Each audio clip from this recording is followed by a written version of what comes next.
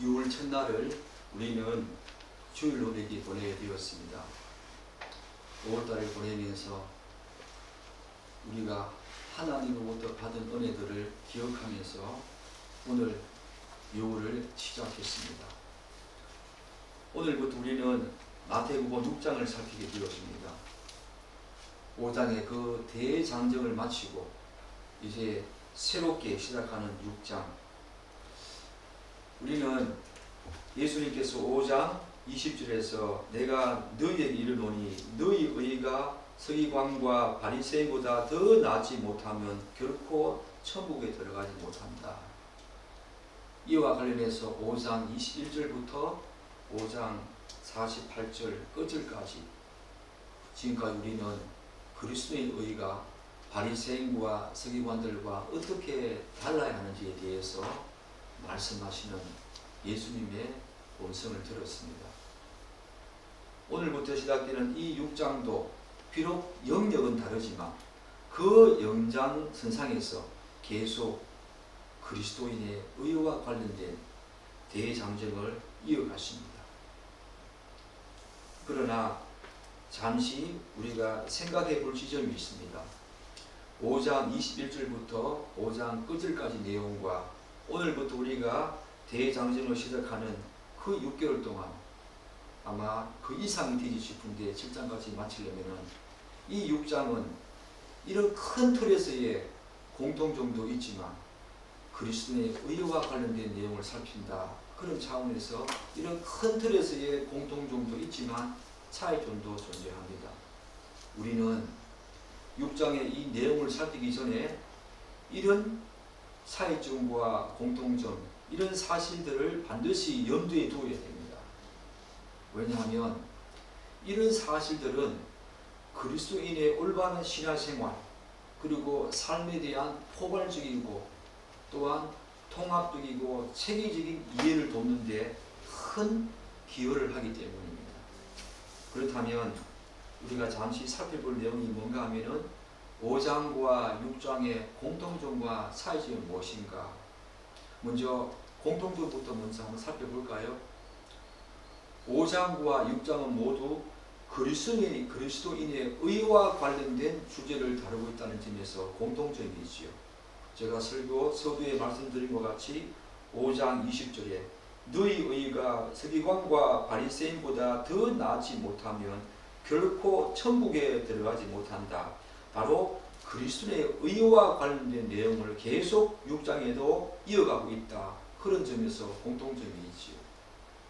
즉 5장 22절부터 5장 끝절까지는 바리새인들과 서기관들의 의와 대조되는 그리스도인의 의가 어떠해야 되는가, 거기에 대해서 예수님께서 교훈하고 있지 않습니까? 마찬가지로 6장에서도 외식하는 자들, 저는 아마 이들도 바리새인들과 서기관들을 염두에 두고 예수님께서 하신 말씀이라고 생각되어지는데 바로 그 6장에서도 외식하는 자들의 의를 다루시면서 그리스도의 의가 그들과 어떻게 달려야 하는가 말씀하고 있습니다. 두 번째 공통점은 5장과 6장 모두 그 서술 방식에서 공통점을 찾을 수 있다는 것입니다. 즉 예수님께서는 5장의 전반부에서는 율법의 순종과 관련한 서기관들과 바리새인들의 의와 그리스도인들의 의를 대조하셨습니다. 그런데 후반부에서는 5장 후반부에서는 한 걸음 더 나아가시지요. 그래서 하나님의 말씀에 대한 순종과 관련한 그리스도인과 이방인들을 비교하면서 첫 번째는 서기관들과 바리새인들과 비교 대조하셨는데 5장 후반부에 들어오면 하나님의 말씀과 관련한 이방인들과 비교 대조하면서 그리스도의 의가 어떻게 되는가에 대해서 교훈합니다. 그리고 6장에서도 마찬가지지요. 전반부에서는 우리가 앞으로 계속 살펴보겠지만 외식하는 자들, 곧 서기관들과 바리새인들의 잘못된 구제와 기도의 모습을 지적하시면서 그리스도인은 그런 사람들과 달라야 된다라고 하면서 그리스도의 의에 대해서 살피는 모습을 볼 수 있습니다. 그런 후에 6장 후반부에 가면은 곧바로 이방인들의, 죄송합니다, 후반부는 아니지만 우리가 구제를 하고 난 다음에 그 다음 이어서 보게 되면 이방인들의 기도가 특징을 언급하면서 그리스도인의 기도는 그들과 어떻게 달려야 하는가, 그렇게 말씀한다는 측면에서 또 공통점이 있지요. 이해가 되시는지 모르겠습니다. 또 세 번째 공통점이 있습니다.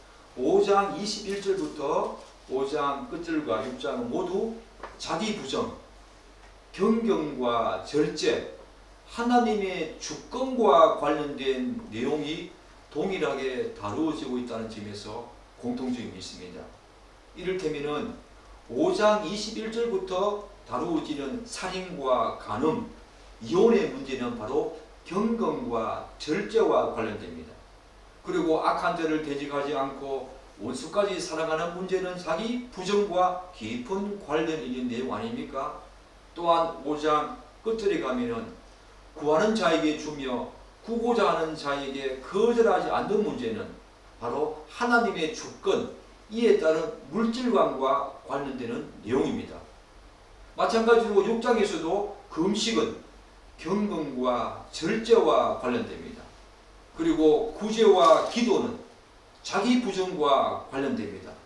그리고 6장 후반부에 중후반부에 들어가는 하늘의 보물을 찾는 문제, 그리고 무엇을 먹을까 마실까 입을까에 대한 염려 문제는 바로 하나님의 주권과 이에 따른 물질관과 관련되는 내용이지요.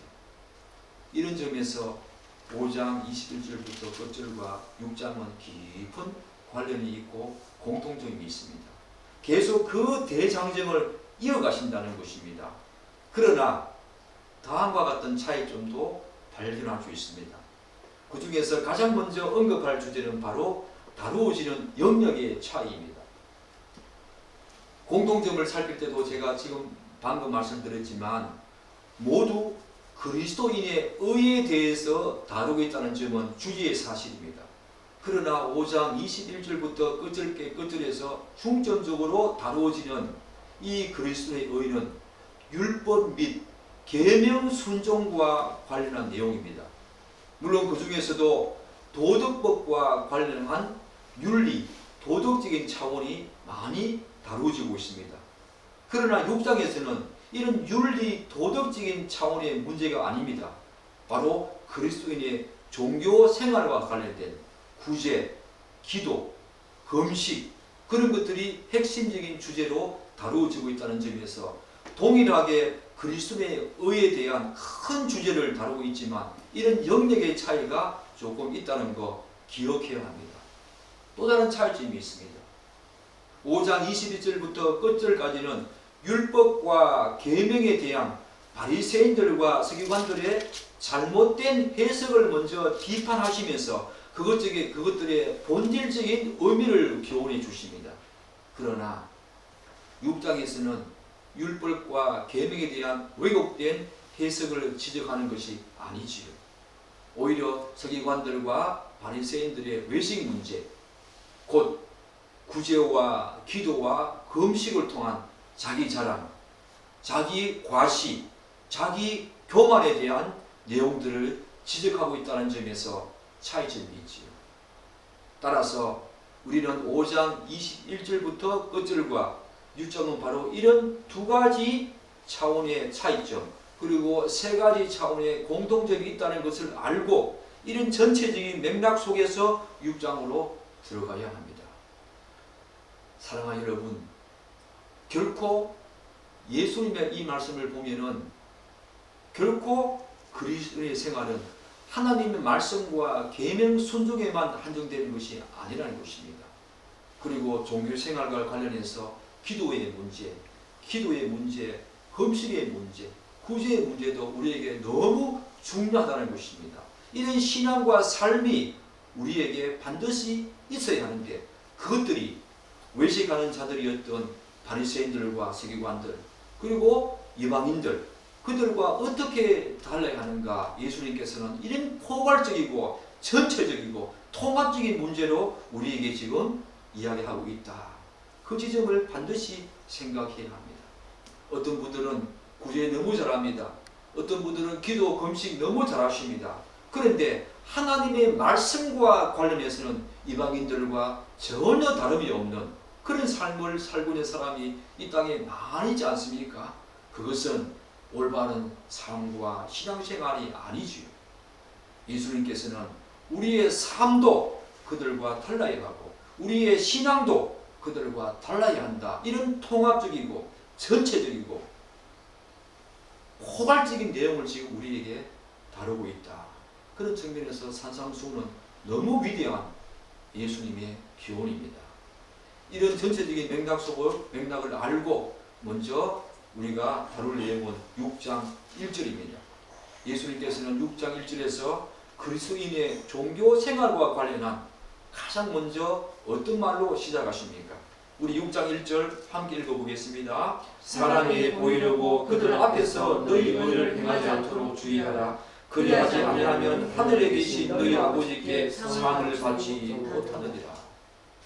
사랑하는 여러분, 이 말씀은 앞으로 2절부터 18절에서 다루어지는 구제와 기도와 금식의 내용을 지배하는 핵심적인 선포입니다. 예수님께서는 바로 이 대명제에 입각해서 앞으로 그리스도인의 구제는 어떠해야 되고 기도와 금식의 문제를 다루고 있다는 것입니다. 물론 예수님의 이 말씀을 오해해서 어떤 선한 행위도 하지 말라 그런 의미가 아니지요. 성도는 분명히 우리가 5장에서 살폈던 것처럼 소금과 빛된 존재로서 그런 정체성을 가지고 자신의 모든 삶을 자신의 영광이 아니라 오직 하나님의 영광을 위해서 선한 행위를 드러내면서 이 땅을 살아야 합니다. 그런데 불행하게도 사람에게 보이려고 너희 의를 행하지 말라 이 말씀을 하시는 예수님의 언급에서 우리가 알 수 있듯이 타락한 인간은 자꾸 다른 사람들에게 자신을 드러내고 과시하려고 하는 경향성이 생리적으로 우리가 갖고 태어나죠. 누가 가르쳐주지 않아도 자기 자신을 자랑하고 과시하려는 이 욕구는 생리적으로 우리가 갖고 태어나는 죄악된 본성이지요. 즉 마치 바늘이 가는 곳에 실이 따라가듯이 인간 존재와 자기 자랑과 자기 과시는 뗄래야 뗄 수 없는 불가분의 관계에 있다. 그렇게 말씀할 수 있겠습니다. 그런데 사랑하는 여러분 중에는 저에게 이런 반문을 하실 분도 계시겠지요. 목사님, 제 주위에 도덕적으로 윤리적으로 매우 훌륭하고 또 존경할 만한 인격을 소유한 사람 중에는 우리가 생각하기에도 어떻게 저렇게 겸손할 수 있을까 라고 생각할 정도로 정말 어느 누가 봐도 다 겸손의 대명사라고 할 수 있는 그런 도덕적으로 윤리적으로 탁월한 분들이 예수 믿지 않지만 그런 분들이 많이 있지 않습니까? 그들의 그 겸손은 어떻게 우리가 이해됩니까? 그렇게 반문하는 사람도 있을 것입니다. 그러나 그들의 내면을 면밀히 살펴보면 또한 그들 또한 단지 그 사실을 다른 사람들에게 혹은 밖으로 드러내지 않았을 뿐입니다. 오히려 그들은 자신이 충분히 자랑할 만한 내용이 너무 많았음에도 불구하고 그 사실을 다른 사람들에게 드러내고 떠벌리지 않은 것에 대해서 그런 자기 자신을 보면서 허무해하고 만족하는 경향성이 있지요. 따라서 아무리 탁월하고 또한 윤리적으로 우리가 존경할 만한 그런 행동을 한다고 하더라도 자신 스스로에게는 자랑하고 만족하는 것만큼은 절대로 속일 수가 없지요. 다른 사람들에게 그런 행위를 하지 않았다 하더라도 그런 자기 자신을 보면서 나는 특별한 사람이야, 나는 정말로 겸손한 사람이야 라고 흐뭇해하고 만족하는 사람 많이 있습니다. 바로 요한 사도는 바로 이러한 사실들을 그의 서신서에서 다음과 같이 언급합니다. 요한 1서 2장 16절 보십시오. 이는 세상에 있는 모든 것이 육신의 정욕과 안목의 정욕과 이생의 자랑이니 다 아버지께로부터 온 것이 아니라 아버지께로 쫓아온 것이 아니요 세상으로부터 쫓아온 것이다. 세상은 다 그런 것입니다. 우리가 보기에는 그렇게 겸손해 보일지 몰라도 그들의 내면에는 자기 자신에게 자신의 그런 겸손함을 자랑하고 과시하고 허무태하고 만족하는 사람, 바로 그런 사람들이 이 세상 사람들이고 저와 여러분입니다. 예수님께서는 바로 지금 그 지점을 경계하고 있는 것입니다. 그런데 이러한 경향성은 예수를 믿지 않는 사람들은 말할 것도 없지요. 그러나 예수를 믿는 사람에게도 이런 경향성은 적지 않습니다. 그래서 예수님께서는 바로 이런 우리들의 마음을 지금 경계하고 있는 것입니다. 밖으로 드러나는가, 겉으로 드러냈는가, 자랑했는가, 뽐냈는가, 과시했는가, 그것이 아니라 우리의 마음을 지금 경계하고 있는 것입니다. 왜냐하면 자기 과시와 자기 자랑은 궁극적으로는 자기 기쁨과 자기 만족을 위한 것이며 자기 자랑을 앞세우기 위한 수단과 통로로 작용하기 때문입니다. 무엇보다도 그것은 바리새인들과 세계관들의 모습과 별반 다름이 없지요. 그런데 사랑하는 여러분, 우리는 이 지점에서 그렇다면 이러한 행동과 생각은 하나님 앞에서 왜 심각한 문제가 되는가? 왜 그렇습니까? 왜냐하면 범사에 하나님을 인정하지 않는 처사로 이런 행동들은 심각한 교만과 다름없기 때문입니다. 인간의 이런 반응과 태도는 하나님의 영광보다는 자신의 영광을 구하는 행위이지요. 그리고 세상에서 쫓아온 아까 요한일서 2장 16절에서 말씀드린 바와 같이 세상에서 쫓아온 이생의 자랑입니다. 또한 교만이고 또한 그런 교만에서 발로된 죄성에 의해서 일어나는 하나의 모습 아닙니까? 잠언은 이런 차원에서 바로 이런 자의 결말을 다음과 같이 말합니다. 여러분이 너무 잘 알고 있는 잠언 16장 18절 이런 말씀이 있지요. 교만은 패망의 선봉이요 거만한 마음은 넘어짐의 앞잡이다.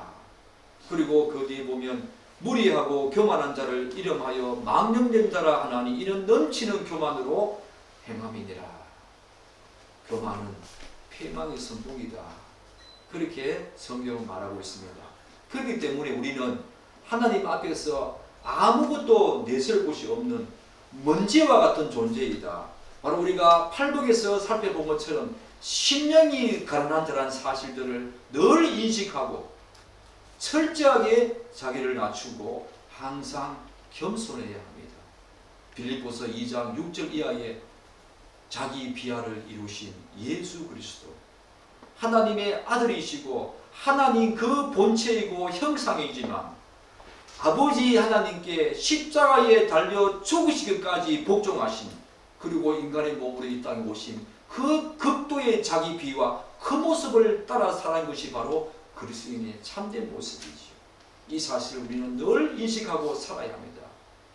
그리스도인은 자신에게 자랑할 만한 행위와 삶이 정말 눈꼽만큼이라도 있을 때조차도 그 모든 것을 가능하게 하신 분은 하나님이시다라는 사실을 반드시 인식해야 합니다. 왜냐하면 하나님이 바로 우리의 모든 삶과 행위의 1차 원인자가 되시기 때문입니다.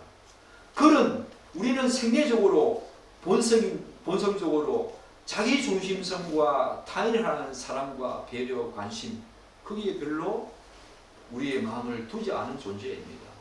죄악된 본성은 생리적으로 바로 그런 것들을 가지고 태어나지 않습니까? 그렇기 때문에 그리스도인들은 이런 자기 자랑과 교만 그런 것들이 자신의 심령 속에서 서서히 움트기 시작할 때부터 항상 다음과 같은 바울의 고백을 기억해야 합니다. 그리고 이런 고백이 우리의 고백이 되어야 합니다. 그게 무엇입니까? 갈라디아 6장 14절 보십시오. 이런 말씀이 있지요. 그러나 내게는 우리 주 예수 그리스도의 십자가 외에는 결코 자랑할 것이 없으니 그리스도로 말미암아 세상이 나를 대하여 십자가에 못 박히고 내가 또한 세상에 대하여 그러하니라. 사랑하는 여러분, 우리 그리스도인의 유일한 자랑은 오직 예수 그리스도 십자가 뿐이어야 합니다. 여러분은 이 사실을 인정하면서 그렇게 이 땅을 살고 있습니까? 여러분의 모든 신앙과 삶에 자기 자랑, 자기 과시, 자기를 드러내고자 하는 그런 것들이 조금이라도 있을 때에 이 모든 것들의 원인자가 하나님이라는 사실을 기억하면서 오직 내가 자랑할 것은 예수 그리스도 그 십자가뿐이다. 그 십자가가 나를 있게 했고 그 십자가가 나에게 능력을 주시기 때문에, 은혜를 주시기 때문에 나의 삶이 가능했다는 것, 그거 인식하며 살고 있습니까? 우리 그리스도인들은 바로 그런 자이어야 합니다. 사랑하는 여러분, 한 걸음 더 나아가 봅시다. 그렇다면 이 자기 자랑과 자기 과시를 하지 말아야 하는 이유가 무엇인가? 예수님께서는 그 이유를 다음과 같이 말씀하십니다. 우리 다시 한 번 더 6장 1절 한번 읽어볼까요? 사람에게 보이려고 그들 앞에서 너희 의를 행하지 않도록 주의하라. 그리하지 아니하면 하늘에 계신 너희 아버지께 상을 받지 못한다.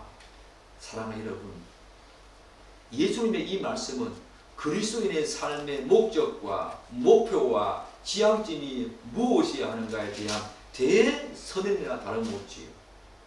바울은 이 사실을 빌립보서에서 이렇게 말합니다. 형제들아, 나는 아직 내가 작은 줄로 여기지 아니하고 오직 한 일, 즉 뒤에 있는 것은 다 잊어버리고 앞에 있는 것을 잡으려고 표대를 향하여 그리스도 예수 안에서 하나님이 위에서 부르신 부르심의 상을 위하여 달려가노라 라고 빌립보서 3장에서 말합니다. 사랑하는 여러분, 그런데 여러분과 저는 바울의 이 고백과 동일한 삶을 살고 있습니까? 그렇지 못합니다. 많은 사람들은 다른 사람들로부터 받는 칭찬을 하나님께서 주시는 상보다 더 중요하게 생각하는 경향이 있죠. 저도 그렇습니다. 왜 그렇습니까? 전자는 지금 당장 눈으로 볼 수 있는 현실입니다. 그러나 하나님이 주시는 상은 앞으로 미래에, 아직까지 다가오지 않는 미래에 닥칠 보상이기 때문입니다. 그런데 사람들이 전자를 더 중요하게 생각하는 더 큰 이유가 있습니다. 그것이 무엇인지 아십니까? 하나님이 주실 상에 대한 기대감이 적기 때문입니다.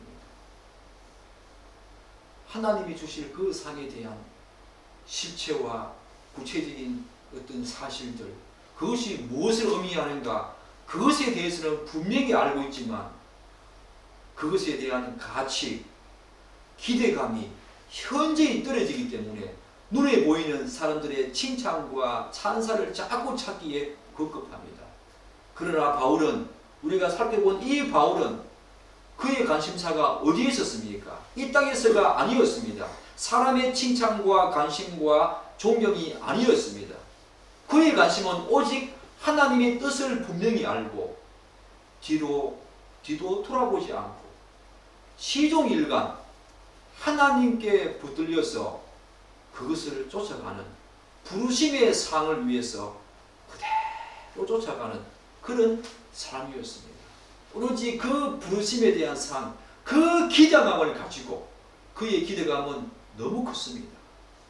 부르심의 상, 그것을 가지고, 그 기대감을 가지고 하나님을 열심히 쫓았고 예수를 전했다는 것입니다. 그런 측면에서 여러분은 하나님이 미래에 주실 그 보상과 하나님이 우리에게 주실 그 상에 대한 기대감이 얼마나 큽니까?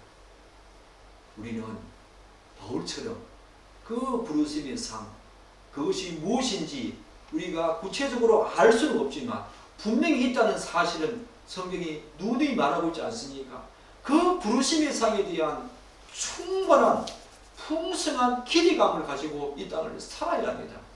그런 기대감을 가지고 있는 사람과, 그리고 더 풍성히 가지고 있는 사람과 그렇지 않은 사람과의 신앙생활과 삶은 현저히 다르다는 것입니다. 이 사실을 우리는 반드시 기억해야 합니다. 그런데 여러분 잘 알다시피 원래 바울은 그런 사람이 아니었습니다. 그는 자신의 행위를 자랑하고 자신의 의를 내세우기 위해 정말로 심혈을 기울였던 사람 아닙니까? 그런데 그런 그가 어떻게 달라졌습니까? 바로 다메섹 도상에서 부활하신 예수님을 인격적으로 만난 후에 자신의 모든 삶의 목표와 목적과 지향점, 물론 그의 전 존재가 완전히 다 뒤바뀌게 되고 달라졌던 것입니다. 그런 측면에서 이런 부르심에 대한 소망과 또한 그 상에 대한 충분하고 풍성한 기대는 예수를 인격적으로 만났는가 그렇지 않은가가 중요하지요. 인격적으로 만난 사람은 바울과 같이 세계관이 달라집니다. 그의 가치관이 달라집니다. 물질관이 달라집니다. 모든 인생관이 달라지고 사람을 보는 눈이 달라진다는 것입니다. 인격적인 만남, 그런 자의 삶의 모습은 이렇다는 것입니다. 여러분들은 아직까지 가치관이 달라지지 않았습니까? 물질관이 달라지지 않았습니까? 여러분의 인생관과 세계관이 달라지지 않았습니까? 그렇다면 여러분이 과연 예수님과 인격적인 교제와 만남이 있었는가 한번 생각해 보십시오. 사랑하는 여러분, 하나님께서는 우리의 모든 행위를 하나하나 당신의 비밀 장부에 정확하게 기록해 두십니다. 그분은 우리와 같은 인생이 아니시기 때문에 절대로 그것을 우리의 행위를 망각하거나 잊어버리거나 그냥 간과하고 넘어가지 않으십니다. 그분의 계산은 그분의 회계는 누구보다 정확하고 절대로 틀리거나 오류가 없습니다. 이러한 맥락에서 성경은 뭐라고 말합니까? 우리 그리스도인은 바로 이러하신 하나님을 분명히 알고 믿음의 선한 싸움을 담대히 싸웠던 믿음의 조상들, 그들의 신앙과 삶을 계속해서 본받으라고 권면합니다. 우리에게는 모델이 있어야 합니다. 먼저 예수님이 가장 큰 모델입니다. 그리고 히브리서 11장에 나오는 수많은 믿음의 선진들이 바로 예수를 따라가기 때문에 그들 또한 우리의 모델입니다. 우리는 그들이 따라갔던 그 부르심의 상이 무엇인지를 알고 그들과 동일하게 예수를 따라가는 이 믿음의 정진과 성장에서 결코 멈추어서는 안 된다는 것입니다. 왜냐하면 그들의 신앙과 삶을 본받는 것은 성도 여러분, 저 개인적으로는 이 세상에서 어떠한 고통과 어려움과 환난이 있어도 그것을 충분히 극복할 수 있는 힘과 원동력과 자양분이 되기 때문입니다. 뿐만 아니라 궁극적으로는 하나님께 영광 올려드리는 강력한 동인이자 작업자가 되기 때문입니다. 이처럼 그리스도인의 종교생활에 대한 대원칙을 선포하신 예수님께서는 이제 이 원칙을 실제적으로 구제라고 하는 신앙생활로 적용해서 우리에게 말씀하십니다. 우리 사랑하는 여러분, 우리 2절 함께 읽어보겠습니다. 어떻게 적용하시는가? 2절 읽어보겠습니다. 그러므로 구제할 때 외식하는 자가 사람에게서 영광을 받으려고 회당과 거리에서 하는 것처럼 너희 앞에 나팔을 불지 말라. 진실로 너희에게 이르노니 그들은 자기 상을 이미 받았느니라. 사랑하는 여러분, 여기서 바리새인들과 서기관들이 나팔을 불었다. 이 말이 무슨 말이겠습니까? 이 말은 이들이 당시 많은 사람들이 모이는 그런 회당과 큰 거리에서 구제할 사람을 공개적으로 끌어모았다는 것입니다. 내가 지금 당신을 구제할 테니 나팔을 불면서 내가 지금 당신을 구제할 테니 나에게 오십시오 라고 하는 의미입니다.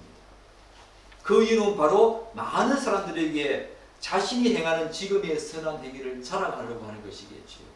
과시하고 자신을 드러내려고 하는 자기 영광을 구하는 행동이 아니겠습니까? 나팔은 바로 그것을 상징합니다.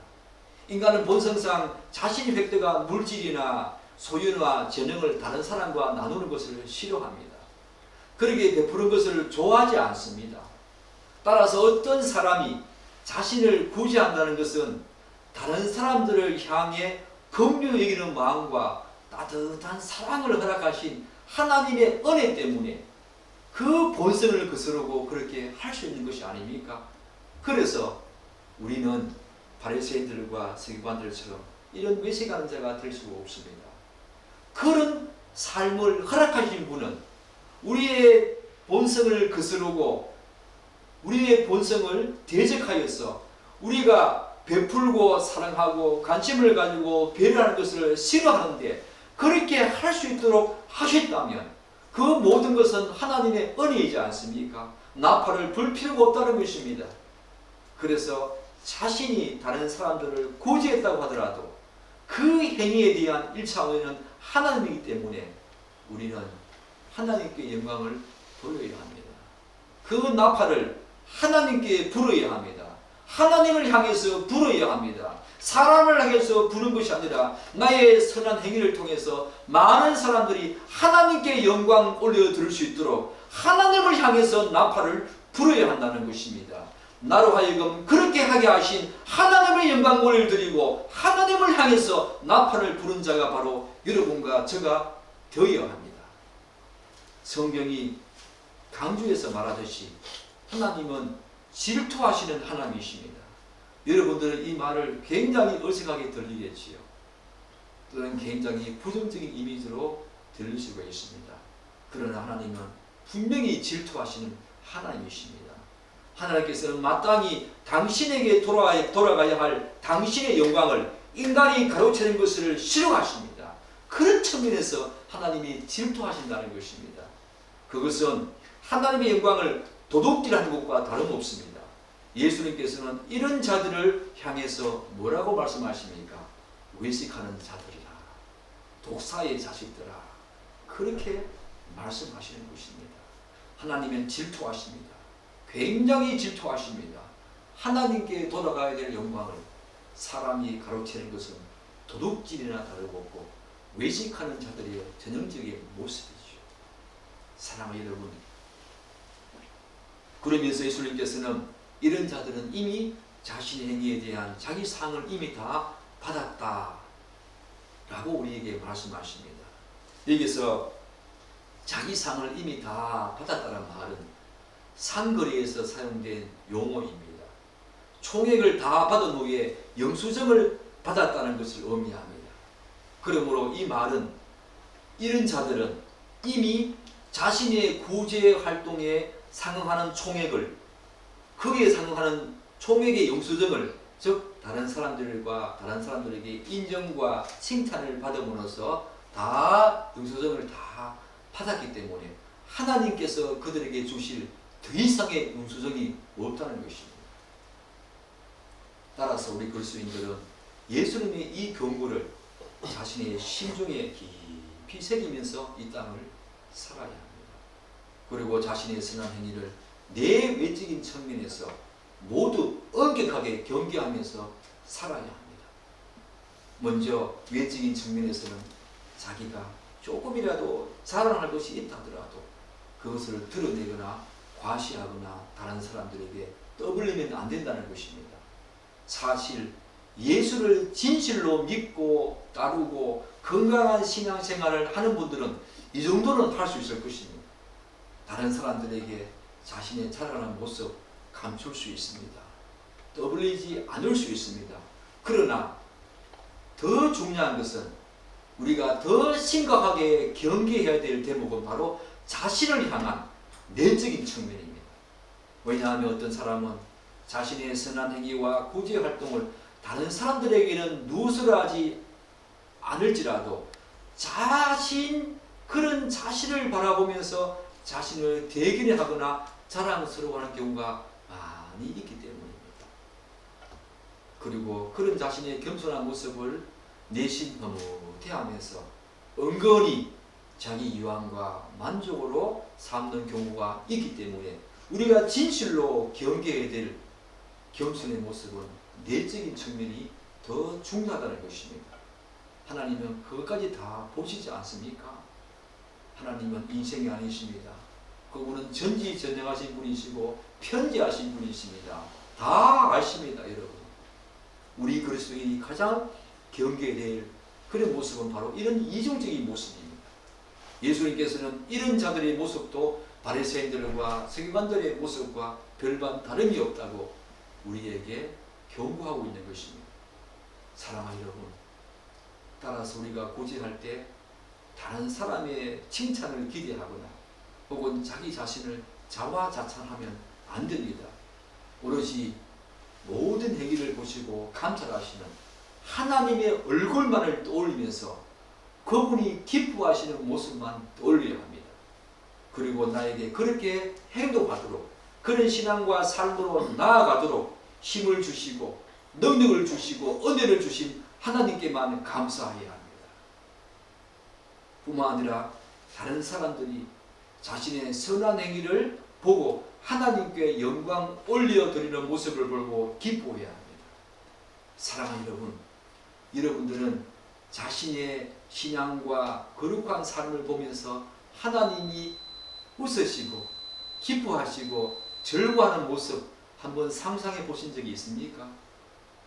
그리고 그런 자신의 모습을 보면서 다른 사람들이 하나님은 정말 살아계시는구나, 그런 다른 사람들의 어떤 영광, 하나님께 영광 올려드리는 모습을 보고 또 하나님께서 기뻐하시고 즐거워하시고 흐뭇해 하시는 모습 상상해 본 적이 있습니까?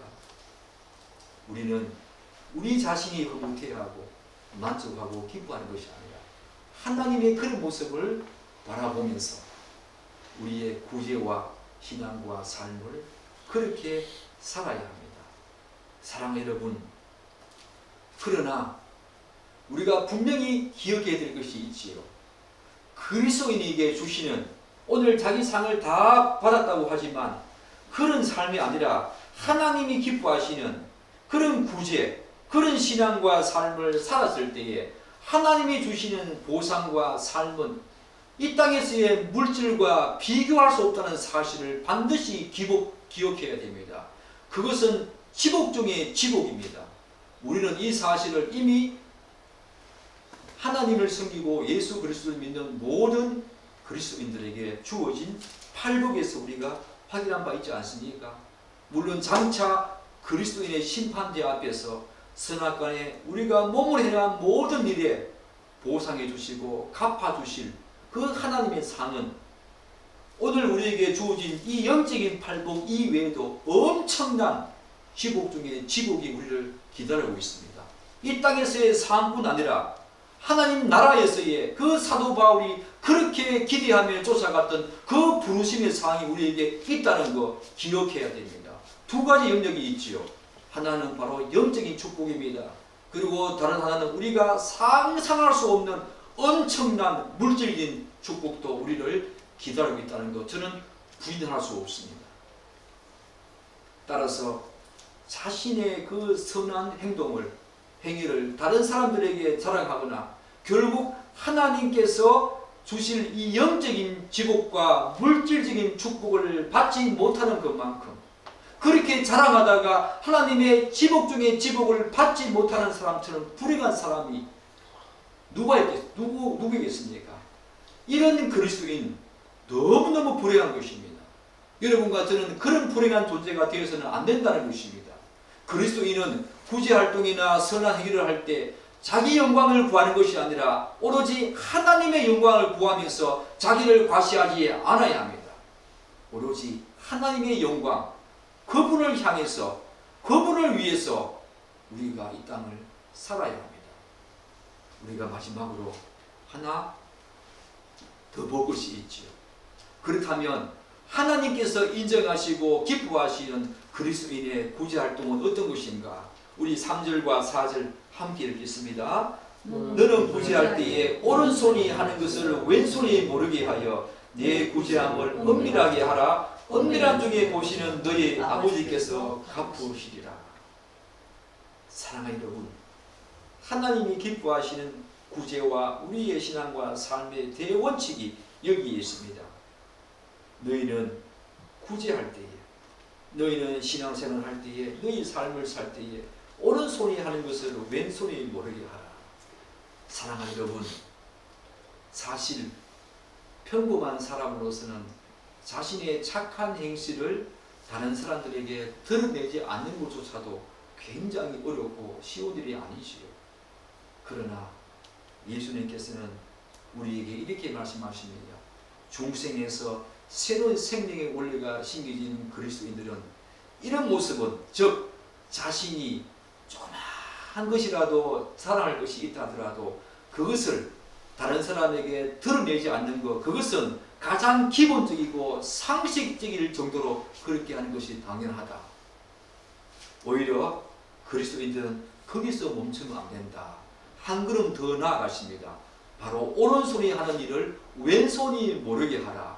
사랑하는 여러분, 이 말이 무슨 뜻입니까? 오른손과 왼손에는 눈이 없습니다. 눈이 달려있지 않는데 어떻게 오른손이 하는 일을 왼손이 모르게 할 수 있습니까? 사랑하는 여러분, 우리에게는 시각기관인 눈 이외에 또 다른 중요한 눈이 있습니다. 그것이 무엇입니까? 바로 마음의 눈입니다. 오른손이 하는 일을 왼손이 모르게 하라. 이 말은 타인을 구제할 때 마음의 눈을 감으라는 것입니다. 물론 여기서 마음의 눈을 감는다는 것은 마음을 닫으라 그런 의미가 아니지요. 이 말은 자신의 구제 활동을 머릿속에서 기억해 두거나 마음에 저장해 두지 말라는 것입니다. 머릿속에 기억해 두거나 마음에 저장해 두면 언젠가 그 사실들을 밖으로 표출할 가능성, 즉 적절한 기회와 상황이 되면은 밖으로 표출할 가능성이 너무하기 때문입니다. 그래서 아예 그 사실조차 잊어버리고 없던 일로 치부하라는 것입니다. 이것이 바로 오른손이 하는 일을 왼손이 모르게 하라. 그 말이 담긴 의미이지요. 사랑하는 여러분, 우리 그리스도인은 바울처럼 하나님의 은혜와 사랑, 그리고 그 복음에 빚진 자라는 사실을 죽는 순간까지 항상 기억하고 상기해야 됩니다. 우리가 기억하고 상기할 내용은 바로 이 사실입니다. 자기의 자랑과 구제와 활동과 선한 행위는 잊어버려야 되고 오로지 평생 동안 죽는 그 순간까지 찬양하면서 기억해야 될 내용은 나는 복음에 빚진 자다. 나는 하나님의 은혜를 입은 자다. 나는 하나님의 사랑을 받은 자다. 이것 이외에 모든 것은 다 잊어버려야 합니다. 상대방이 자신에게 한 악한 행동과 말도 잊어버려야 합니다. 그리고 자신의 착한 행실은 말할 것도 없이 잊어버리고 기억조차 하지 말아야 합니다. 마음에 저장해 두지 말아야 합니다. 여러분 중에 혹시 여러분의 작은 행실들 여전히 한 구석에 기억하고 있습니까? 그래서 어떤 사람이 적절한 기회와 그런 내용의 어떤 주제를 다루어 줄 때에 그것을 끄집어내기를 혹시 바라고 있지 않습니까? 그것은 이미 자기 상을 받은 자입니다. 하나님께서 그 착한 행실에 대한 총액의 영수증을 더 이상 줄 것이 없다는 것입니다. 사랑하는 여러분, 그것으로 인해서 자신 스스로 우쭐해하거나 자랑해서는 안 된다는 것입니다. 우리에게 하나님이 갚아주십니다. 이 세상의 칭찬과 사랑이 아니라 오늘 6절 4절 보면 내 구제함을 은밀하게 하라. 은밀한 중에 보시는 너희 아버지께서 갚아주십니다. 이 세상의 칭찬과 찬사와 사랑은 일시적입니다. 이 세상에서만 유가치가 있습니다. 이 세상에서만 유통기한이 있는 것입니다. 그러나 하나님이 우리에게 주실 그 상급과 상은, 그 영수증은 영원합니다. 동록도 해함이 없습니다. 벌레도 그것을 먹고 부패시킬 수는 없는 것입니다. 하나님이 영원하시기 때문에 그 상도 영원한 것입니다. 여러분은 어느 상을 더 기대하시겠습니까? 이 세상에 잠시 있는 몇십 년짜리 사람의 칭찬과 찬사를 구하면서 이 땅을 살겠습니까? 아니면 영원히 썩지 아니하시는 하나님이 인정해 주시는 그 영수증을 받기를 기대하면서 살고자 하십니까? 우리는 결단해야 합니다. 우리는 결단해야 합니다. 사랑하는 여러분, 아버지께서 너희의 하나님이 아니라 오늘 말씀을 어떻게 하고 계십니까? 너희 아버지께서 갚으신다. 사랑하는 여러분, 아버지는 무조건적인 사랑과 은혜를 베푸는 분이십니다.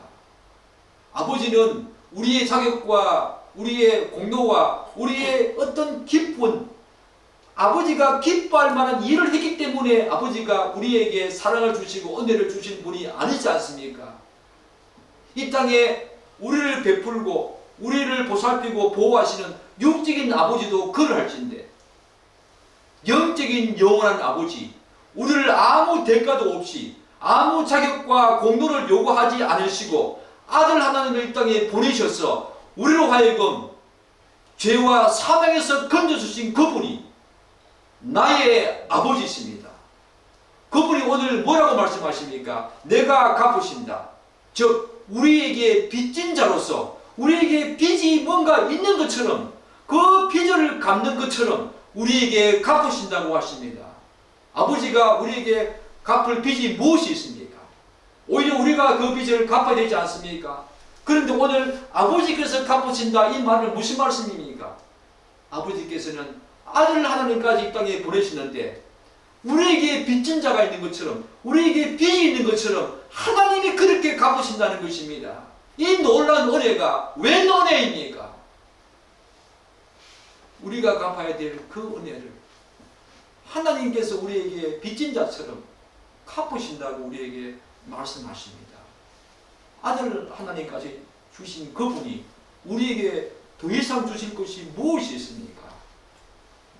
그 영적인 축복과 이 땅에서의 팔복의 영적인 축복과 함께 하나님을 더 알아가는 놀라운 축복과 함께 영원한 세상에서 또한 우리에게 갚으신다고 말씀하십니다.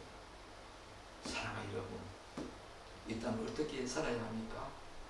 오른손이 하는 일을 왼손이 모르게 여러분의 마음의 눈을 닫고 하나님의 은혜와 사랑과 예수 그리스도의 십자가만 기억하고 남들이 나에게 말한 모든 행동들, 말과 생각들 다 잊어버려야 합니다. 여러분이 행한 모든 착한 행실들 다 잊어버려야 합니다. 그럴 때에 세상 사람들은 몰라주더라도 은밀히 보시는 하나님께서 우리에게 갚을 빚이 있는 것처럼 갚아주신다. 이 말씀을 여러분 평생 동안 기억하면서 이 땅을 그렇게 사시는 여러분 되기를 기대하고 축복하고 기도합니다. 아멘. 기도하겠습니다.